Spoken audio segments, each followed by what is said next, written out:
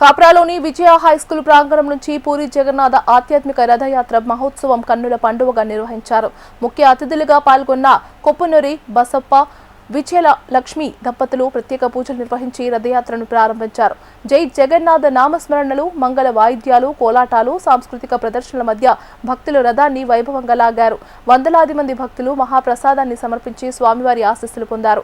జగన్నాథుని రథాన్ని లాగితే సమస్త పాపాలు తొలగి మోక్షం లభిస్తుందని, సంవత్సరమంతా గర్భగుడికే పరిమితమయ్యే భగవంతుడు ప్రజలకు దర్శనం ఇవ్వడానికి స్వయంగా వీధుల్లోకి వచ్చే అరుదైన ఉత్సవమని కొప్పునూరి బసప్ప, విజయలక్ష్మి దంపతులు అన్నారు.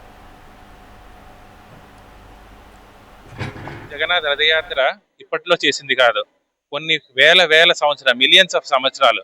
ఎప్పుడు అంటే ఇంద్రజుమ్న మహారాజు ఉండేవారు, సత్యయుగంలోనే ఇంద్రజుమ్న మహారాజు ఉండేవారు అనమాట. అప్పట్లోని ఈ పూరి జగన్నాథుని స్థాపించారు. ఆ రోజు నుంచి ఈ పూరి జగన్నాథ రథయాత్ర ప్రతి ఏడాది ఈ ఆషాఢ మాసంలోనే జరుగుతూ వస్తున్నది. ఇది కొన్ని వేల సంవత్సరాలది.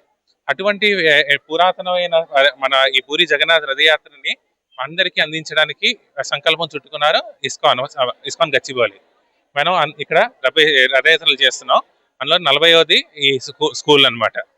సో ఇది ప్రాచీనమైనది, మన ట్రెడిషన్ అన్నమాట. ఈ ట్రెడిషన్స్ అన్నిటిని మనం ఈ సనాతన ధర్మాన్ని కాపాడడానికి ఈ మొత్తం ఈ పూరి జగన్నాథ రథయాత్రని ఇప్పుడు మనం స్టార్ట్ చేస్తున్నాం.